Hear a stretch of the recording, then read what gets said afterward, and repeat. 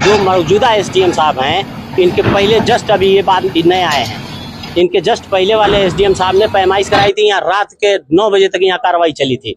शायद तब भी आप लोग आए रहे हो या ना आए हो, मुझे जानकारी नहीं है, मैं उस समय नहीं आया था।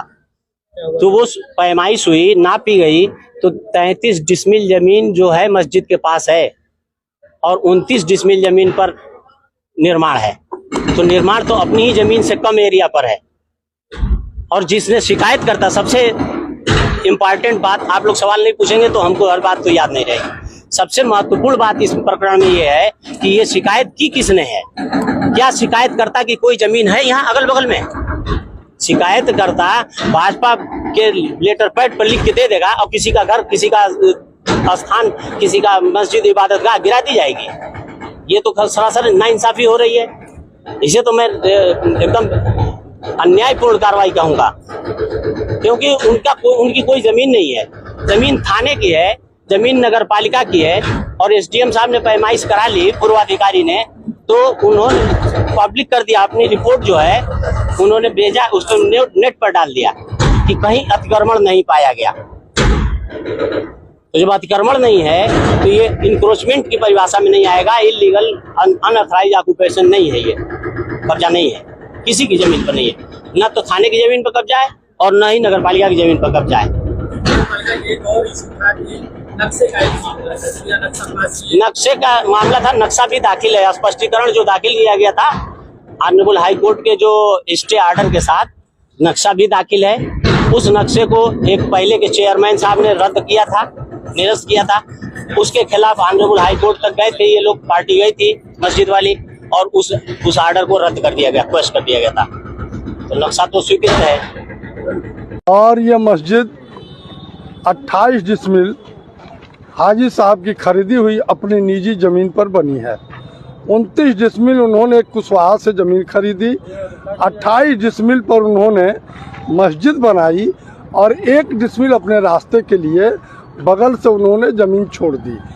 ये पूरी तरह प्रशासन शासन ने पूरी तरह अवैधानिक काम किया है और हम सुप्रीम कोर्ट जा रहे हैं। और आप देखिएगा सुप्रीम कोर्ट में जितने लोग कल मस्जिद को शहीद करने में शामिल रहे हैं, सबके खिलाफ सुप्रीम कोर्ट में मुकदमा दर्ज करने का माननीय सुप्रीम कोर्ट आदेश करेगा, क्योंकि यह जमीन सुप्रीम कोर्ट का ये आदेश है। आप देखिए सुप्रीम कोर्ट ने आदेश दिया था इसको रोकने के लिए, और ये रूल्स है कि आप मस्जिद को शहीद नहीं कर सकते बिना किसी नोटिस के, लीगल नोटिस के। 8 तारीख को स्टे ख़त्म होता है और 9 तारीख को मस्जिद को शहीद कर दिया जाता है।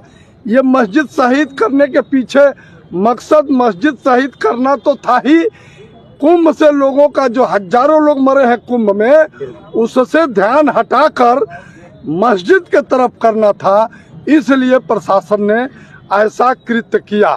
यहाँ पूरी तरह 10 थानों की फोर्स, पीएससी और एसडीएम सीओ कोतवाल मौके पर खड़े होकर इस घटने को अंजाम दिए हैं। मैं तो मांग करता हूं माननीय मुख्यमंत्री जी से कि अपने विशेष एजेंसी से इसकी जांच करा लीजिए। माननीय मुख्यमंत्री जी को भी गलत सूचना दी गई है और उनको भी गलत राय बताई गई है, उनको भ्रम में रख के इस काम को किया गया है। हम आज भी चैलेंज करते हैं कि 100% हाजी साहब ने अपनी जमीन पर मस्जिद बनाई है और मस्जिद किसी दूसरे जमीन पर बन भी नहीं सकती। ये हम लोगों का धर्म अलाउ नहीं करता। इसलिए हाजी हामिद साहब कोई ऐसे व्यक्ति नहीं है दुनिया में जिनकी इज्जत और पहचान है। हाजी हामिद साहब ने अपने बैनामे की ज़मीन में मस्जिद बनाई थी। इस मस्जिद को शहीद करके इस जिले को सांप्रदायिक शक्तियों के हाथ में देने का लक्ष्य जो प्रशासन का है, हम लोग उसको कल कामयाब नहीं होने दिए। हम लोग कल मौके पर आ सकते थे, नहीं आए, इसलिए कि प्रशासन गोली चलवा देता, अपने सिपाही किसी को मार देता, अपने किसी गैर नागरिक को मार देता और कहता कि हाटा के मुसलमानों ने मार दिया, हाटा के मुसलमान मुलजिम हो जाते। अधिकारियों का कहना था कि हम नोटिस दिए थे। अधिकारी नोटिस जो कह रहे हैं वह पहले की नोटिस है। उस नोटिसों का जवाब, तीनों नोटिसों का जवाब दिया जा चुका था। स्टे खत्म होने